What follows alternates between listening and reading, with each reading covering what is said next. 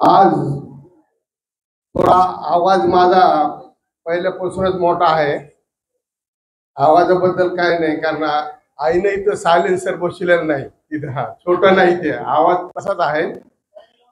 हा तर हा आणि माझे मित्र मैत्रिणी यांना मी सर्वांना प्रेमपूर्वक नमस्कार. काय काय जे असेल ते महत्वाची बाब सांगायची म्हणजे आपण उदरसिंग सर बद्दल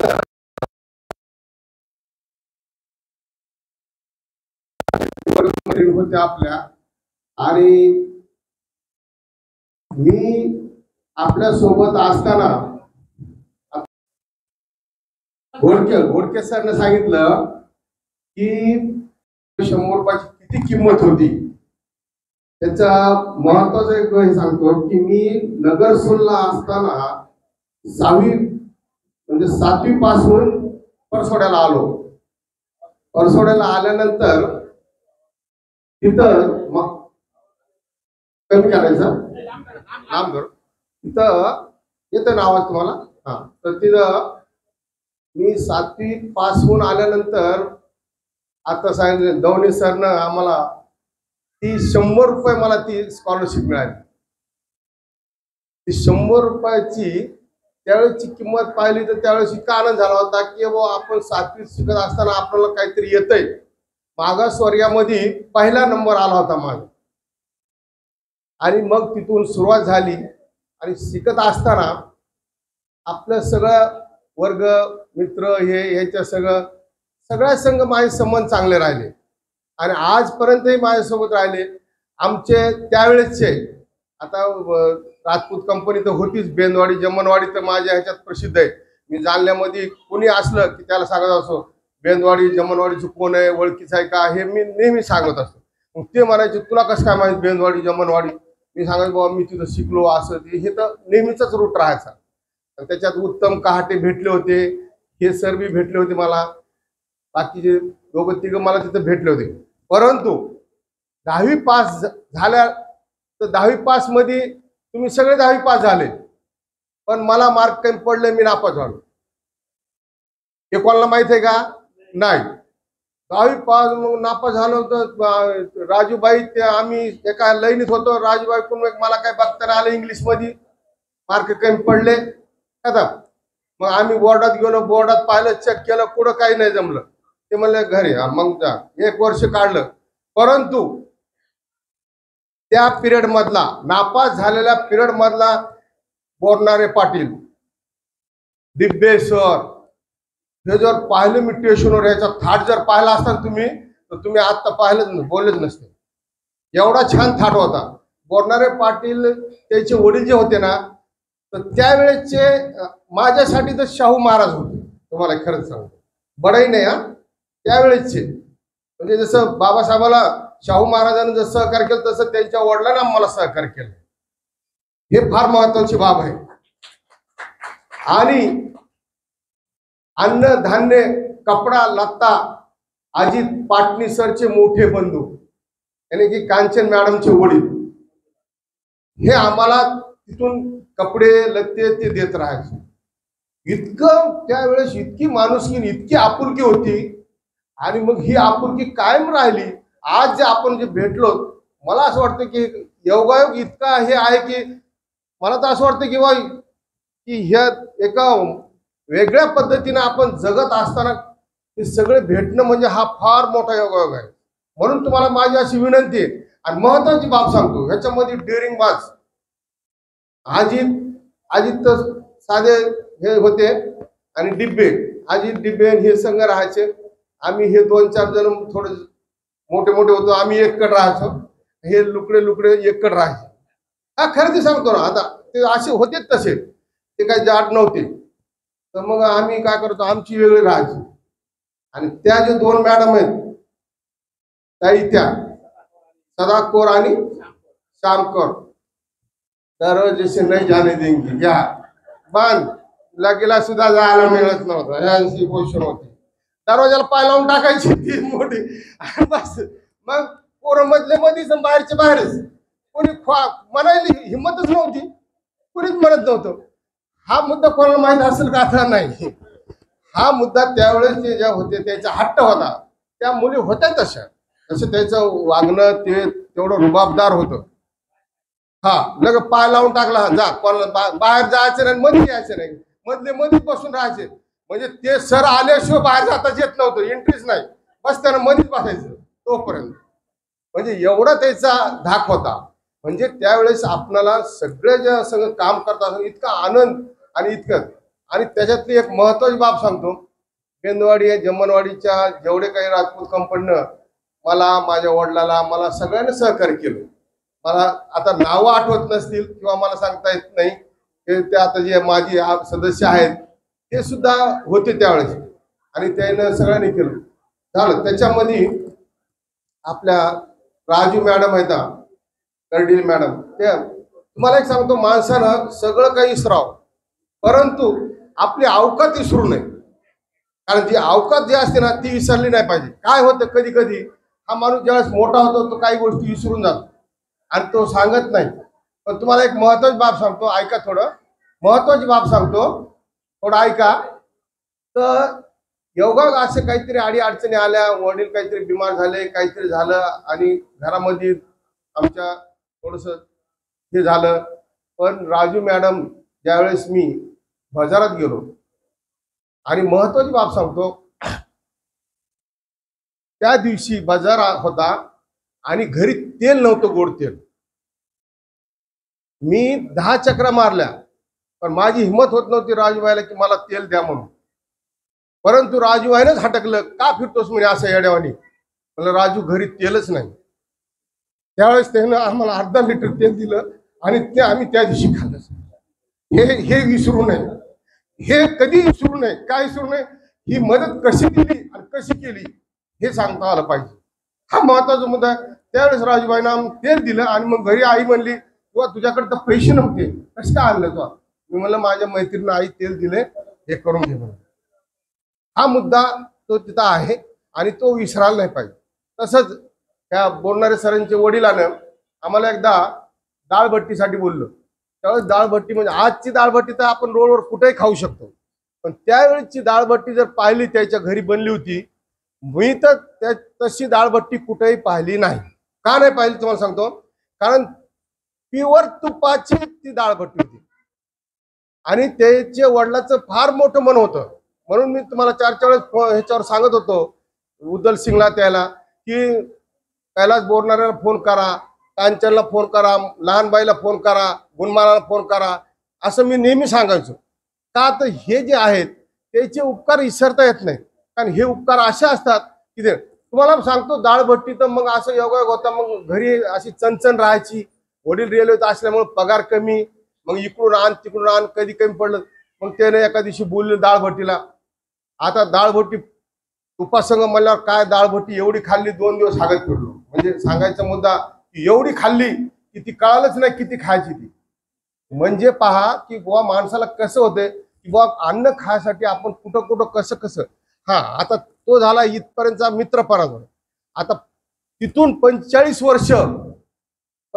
वर्ष कसा कसा गेलो. 10वी पास झालो नाही, त्याला पाहिल्यावर ह्याचं थाट ते बुट ते पाहिले, बोरणार सरचे दिब्बे सरचे. म्हणलं यार आता आपण ठीक आहे, म्हणलं 1 वर्ष बाद पुन्हा आलो. तिथं पास झालो, सेलूला ऍडमिशन घेतलं, 11वी 12वी तिथं केली, 11वी 12वी तिथं केली. तिथं केल्यावर मग तुम्ही म्हणता आणि काय झालं करून 12वीला पुन्हा नापास झालो. हे कोणाला माहित आहे का, कोणालाच माहित नाही. 12वीला नापास झालो. अरे म्हणलं आता काय करायचं, ठीक आहे. त्या नापासच्या पिरियड मध्ये एक फायदा काय झाला बघा.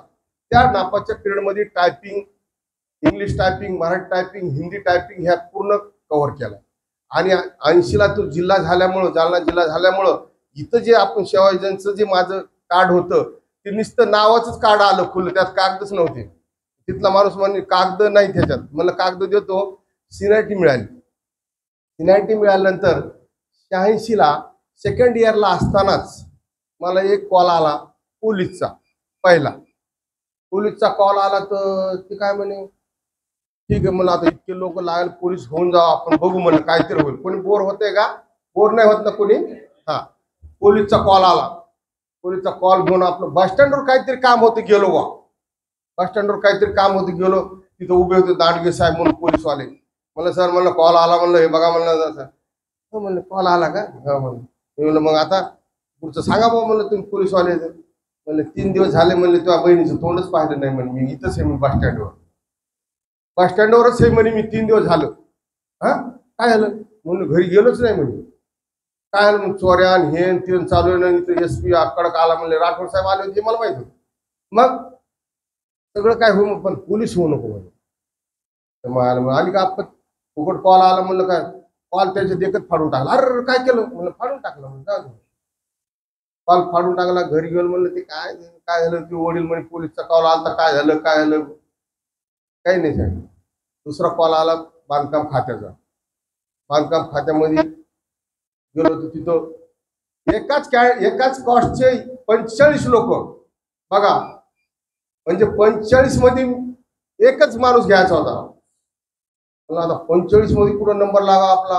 आता आपण तर मागत आलो तर आणि पुन्हा अवघड. पण 45 मध्ये माझा नंबर तिथं लागला. त्याने हे 2च प्रश्न विचारले. म्हणे तुम्ही काय करणार? म्हणजे तुम्ही तो सेकंड इयरला आहेत, म्हणजे तुम्ही काय करणार? म्हणलं सर काय करायचं नाही म्हणलं, टेबला उठायचं, खुर्ची जाऊन काम करायचं म्हणलं. तुम्हाला काय सांगा म्हणलं, तुमची काय अडचण आहे का? नाही म्हणले, यू आर सिलेक्ट. हे काय म्हणलं? अरे सिलेक्ट म्हणलं, खरं काय म्हणलं, खोटं काय? गेलो घरी, काही माहित नाही. जिथं इन्स्टिट्यूटवाल्या टाईपवर ते भावसार कंपनीचे होते, त्याच्याकडे ज्यावेळेस मी टायपिंग करतो, ते संध्याकाळी घरी आले म्हणे, का म्हणलं सर तुम्हाला उद्या जाफराबादला जॉईन व्हायचं. जाफराबादला गेलो तर काय सगळं SD नाही, काय एकच SD जायची, एकच वापस यायचं. म्हणजे जाफराबाद म्हणजे त्यावेळेचं 86चं काळे पाण्याची शिक्षा असं होतं ते. मग तिथं गेलो तरी जॉईन झालो. काय कोण काय जमू द्यायला, कोणी काय जमू द्यायला. पण 8-10 दिवस गेलो. म्हणलं सर, त्या डेप्टी इंजिनियर चोबे साहेब होते, सिल्लोड मधले चोबे साहेब होते. तर ते एक्झिक्युटिव्ह इंजिनियर म्हणून ते रिटायर आहेत औरंगाबादला. तर ते म्हणले बाळा तुला असं यावं लागेल. म्हणलं सर आपल्याला नोकरी नाही करायची. म्हणलं हे घ्या चाव्या. म्हणलं ते म्हणले अशा चाव्या किंवा देत नसतील. म्हणले मी डेप्टी इंजिनियर आहे. म्हणले तू तसं काही करू नको, ऐक माझं. तुला नसेल करायचं, तुला जालन्याला तुला पाठवून देतो. त्याने जालन्याला परतुडला पाठवलं. परतुडला 1 वर्ष केलं. हे सेवेत असताना भरपूर लोक भेटले, परंतु जालन्याला आल्यानंतर तिथून सुटलो नाही. सगळे 17 एक्झिक्युटिव्ह इंजिनियर माझ्या ह्याच्यात आले. 17 एक्झिक्युटिव्ह असताना मी काम केलं आणि त्या एक्झिक्युटिव्ह इंजिनियर सोबत मी काम करत असताना त्या पदाला न्याय दिला. अनुकंपाचे 26 लोक माझ्या हाताने मी लावले. अनुकंपाचे 26 लोक की ज्याचे वडील वारल्यानंतर जे लागतात त्याला मी न्याय मिळवून दिला. आणि ते 26 लोक लावल्यानंतर मी त्या लोकांना, साहेबांना मला असं विचारलं किंवा ह्या लोक काही पैसे घेतले. मला साहेब मी हे पैसे, ह्याच्याकडे पैसे नाहीत म्हणलं, ह्याचे वडील वारलेले, मीच त्याला पैसे देतो म्हणलं जायला. त्या लोकांना न्याय मिळवून दिला. आणि न्याय मिळवून दिल्यानंतर मी माझ्या फॅमिलीमध्ये काम करत असताना पहिल्या मुलीचं, जिचं जी माझी मैत्रीण छाया होती, तिचं माझ्या मुलीचं नाव मी छाया ठेवलं होतं. आणि ती छाया आज मोठी झाली आहे. ती माझी मुलगी, ती आता सार्वजनिक बांधकाम विभाग बदनापूरला सेवेत आहे. तर त्याच्यामुळे ती छाया हुशार होती म्हणून मी माझ्या मुलीचं नाव ठेवलंय, हे लक्षात ठेवा. हा, ते माझ्या मुलीचं नाव ठेवलंय मी. तर मी तो हे केलंय किंवा मैत्रीण एक चांगली हुशार होती, तिचं नाव ठेवायला काय हरकत आहे, असं मी ते नाव ठेवलंय. आणि ती सेवेत असताना, सेवा करत असताना मी पूर्ण जेवढे काही लोक होते त्याला मदत करणं, हे करणं, सहकार्य करणं. आता कुणी केलं नाही केलं तो माहित नाही, परंतु 2013ला माझ्या मुलीचं लग्न झालं मोठ्या. तिचं लग्न झाल्यानंतर 2018ला योगायोगा एक्सपायर झाली पत्नी आमचे. तर सगळे ही फॅमिली डिस्टर्ब झाली. मग ताबडतोब दुसऱ्या छोटे एक शिल्पा काम म्हणून मुलगी आहे, तिचं लग्न केलं आणि मुलाचं लग्न केलं आणि मी शिफ्ट झालो. आणि काही काम करत असताना अनंत अडचणी आल्या, परंतु मी हारलो नाही. सेवेत असताना, मी काम करत असताना, तुम्हाला पहिली एक गोष्ट सांगतो, महत्वाची एक सांगतो, तुमच्या लक्षात राहू द्या. ओपनिंग अँड क्लोजिंगला मी सस्पेंड झाला अंकुश कांबळे. खरं तर म्हणलं तर बांधकाम खात्यानं लिमका बुक मध्ये माझी नोंद करायला पाहिजे, कारण असं कोणीच खात्यामध्ये कोणी झालं नाही, असं झालंच नाही.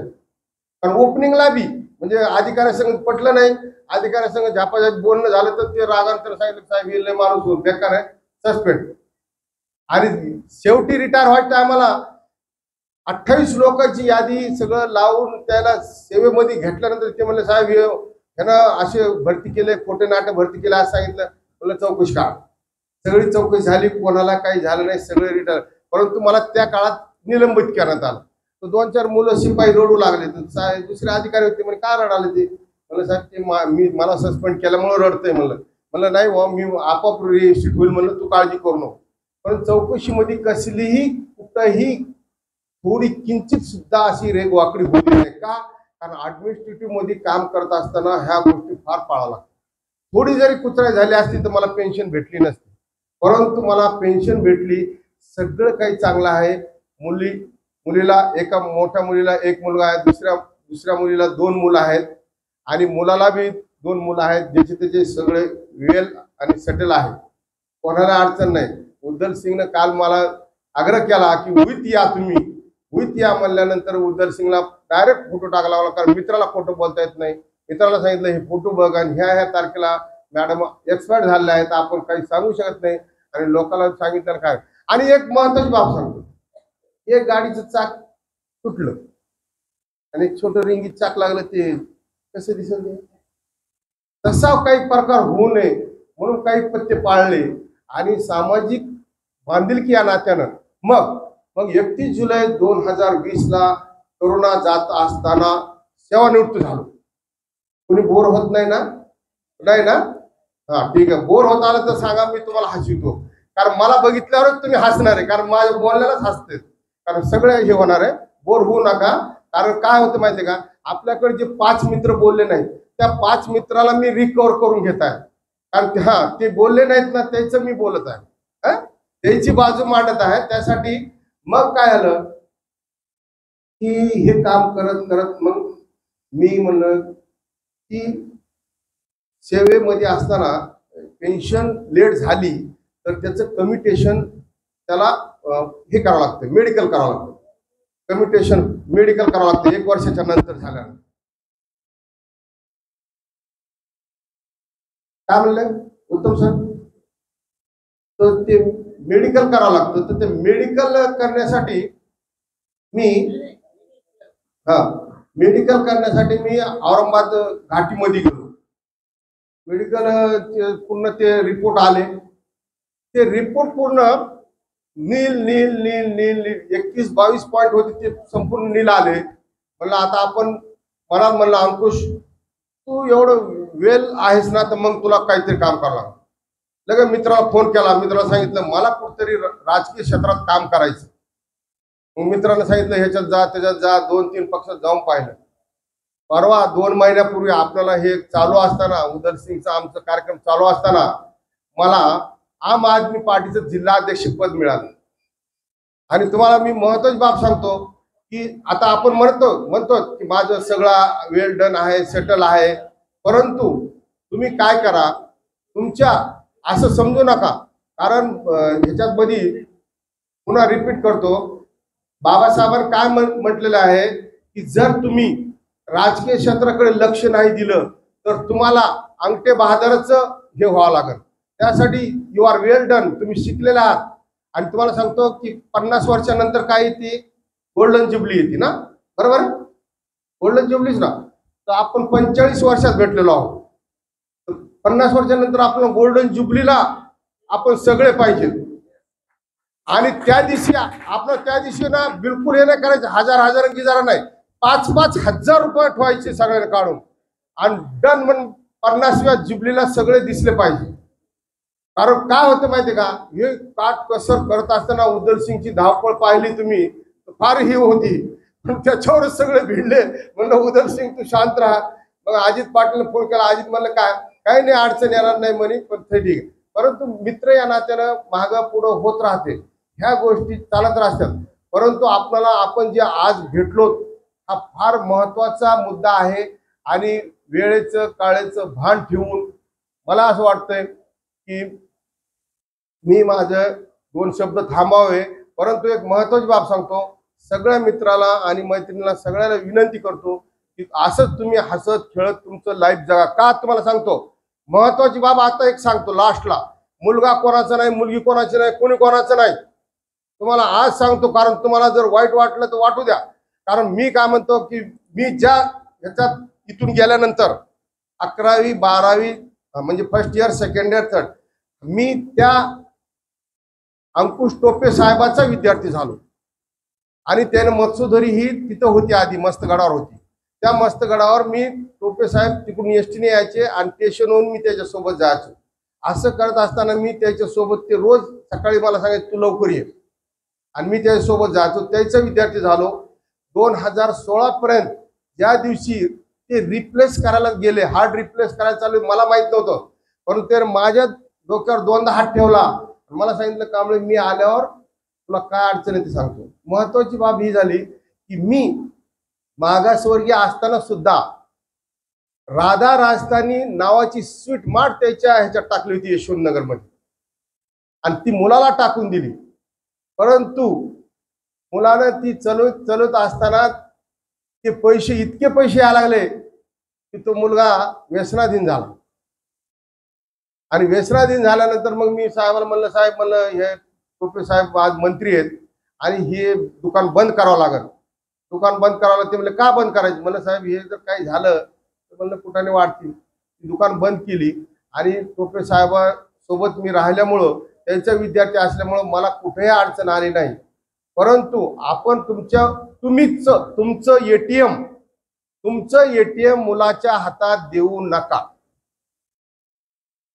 कारण मोफतलाल फॅब्रिकचा नावाचा माणूस, अजित पाटील सर सांगतील, मोफतलाल फॅब्रिकचा जो जनक आहे तो आज भिकार अवस्थेत आहे, हे लक्षात ठेवा. रेमंडचा कोणाचा? रेमंडचा मालक भिकार अवस्थेत आहे. म्हणून तुमचं एटीएम मुलाच्या हातात कदापि देऊ नका. तुम्ही स्वतः जा, लागलं त्याला द्या, परंतु त्याच्या हातात एटीएम दिलं तुम्ही संपले. तो 100 नाही पुरे काढून घेऊन जाईल, तुम्ही रडत बसा. तुमची आयुष्याची मायापुंजी कोणाच्या हातात देऊ नका आणि रडायची वेळ आणू नका. महत्वाची बाब आहे. आणि सगळ्यांनी स्वस्त, माझं तर एक आणि मी सगळ्या मित्र आणि मैत्रिणींना सांगतो की उद्या गेल्यावर सगळ्यांना बुटं घ्या, 500-500 रुपयाची बुटं घ्या आणि सकाळी चालायला लागा. दोघी ताई तुम्ही सकाळी तिथं चालायला लागा. अशाला पाहिजे की मला सिल्वर जुबलीला आपल्याला त्या 50 वर्षांनंतर मला पुन्हा ज्यावेळेस आपला कार्यक्रम राहील त्यावेळेस सगळे टकाटक दिसले पाहिजे. बरोबर आहे. मी एवढी अपेक्षा करतो आणि माझे 2 शब्द थांबवतो. धन्यवाद. जय हिंद.